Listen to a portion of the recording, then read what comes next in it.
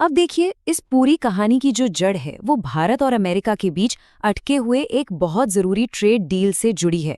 कई महीनों से ये डील रुकी पड़ी है और इसकी वजह से दोनों देशों के रिश्तों में कह सकते हैं कि एक अनिश्चितता का माहौल है। और ठीक इसी माहौल के बीच आरबीआई ने एक ऐसा कदम उठाया जिसने सबको चौंका दिया। जब हमने आंकड़े देखे तो पता चला कि आरबीआई ने पिछले सिर्फ 1 साल में अमेरिकी सरकारी बॉन्ड से 4.5 लाख करोड़ रुपए से भी ज्यादा की रकम निकाल ली है। सोचिए कितनी बड़ी रकम है ये। जाहिर है ये एक बहुत बड़ा कदम है और इसने कई सवाल खड़े कर दिए हैं। तो फिर सवाल वही है कि आखिर चल क्या रहा है? क्या ये बस एक नॉर्मल इन्वेस्टमेंट का फैसला है या इसके पीछे कोई और ही कहानी है? देखिए, जब हमने इस पे अपनी पड़ताल की तो जो सामने आया वो काफी दिलचस्प है। चलिए आज इस पूरे मामले की तह तक चलते हैं। तो हमारी जांच का सबसे पहला सवाल यही था कि आखिर आरबीआई ने अमेरिकी बॉन्ड्स बेचने का फैसला किया ही क्यों? और जब हमने आंकड़ों को गहराई से देखा तो एक हैरान करने वाली तस्वीर सामने आई।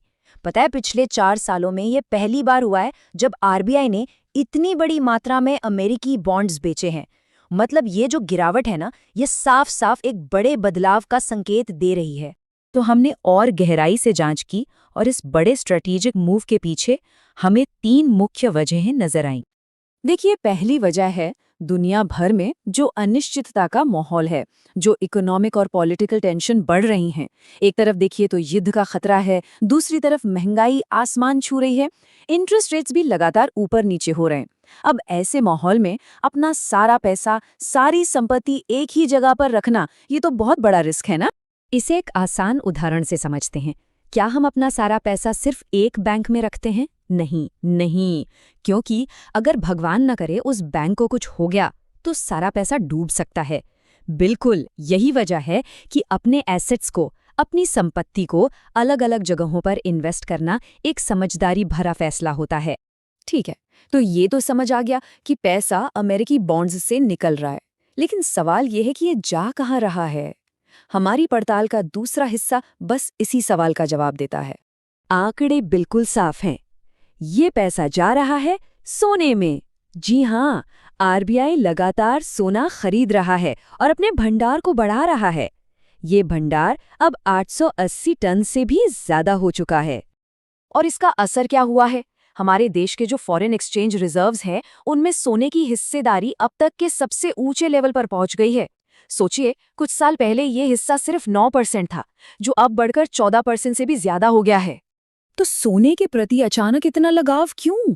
आखिर सोने में ऐसा क्या खास है? देखिए, सदियों से सोना एक सेफ हेवन माना जाता रहा है, मतलब एक सुरक्षित निवेश। जब भी दुनिया में टेंशन बढ़ती है, लोग सोने की तरफ ही भागते हैं। इसकी सबसे बड़ी वजह यह है कि इसकी कीमत पर किसी एक देश की पॉलिसीज का असर नहीं होता। ये हमेशा एक भरोसेमंद एसेट बना रहता है। अब जब हमने इस पूरे मामले को ग्लोबल लेवल पर देखा तो एक और दिलचस्प बात पता चली कि भारत ऐसा करने वाला अकेला देश नहीं है। ये तो एक बड़ी ग्लोबल लहर का हिस्सा है। चीन को देख लीजिए, ब्राजील, सऊदी अरब और कई दूसरे एशियाई देश भी बिल्कुल यही कर रहे हैं। वे भी अमेरिकी बॉन्ड्स में अपना पैसा कम कर रहे हैं और सोने के भंडार बढ़ा रहे हैं।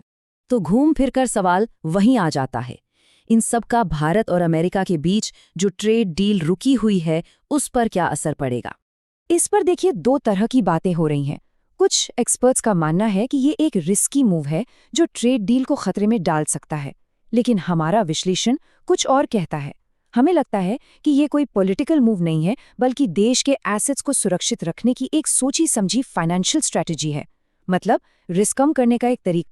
तो कुल मिलाकर बात यह है कि ये पैसे की कमी का मामला बिल्कुल नहीं है। ये तो फाइनेंशियल स्टेबिलिटी बनाए रखने के लिए एक स्मार्ट फैसला है। हमारे देश का फॉरेन एक्सचेंज रिजर्व 680 अरब डॉलर से भी ज्यादा है, जो किसी भी चुनौती का सामना करने के लिए बहुत है। लेकिन ये पूरी कहानी हमें एक बहुत बड़े सवाल पर लाकर छोड़ देती है। क्या इस बढ़ती अनिश्चितता के दौर में पूरी दुनिया की इकोनॉमी धीरे धीरे अमेरिकी डॉलर से दूर जा रही है? अब ये एक ऐसा सवाल है जिसका जवाब तो खैर आने वाला वक्त ही देगा।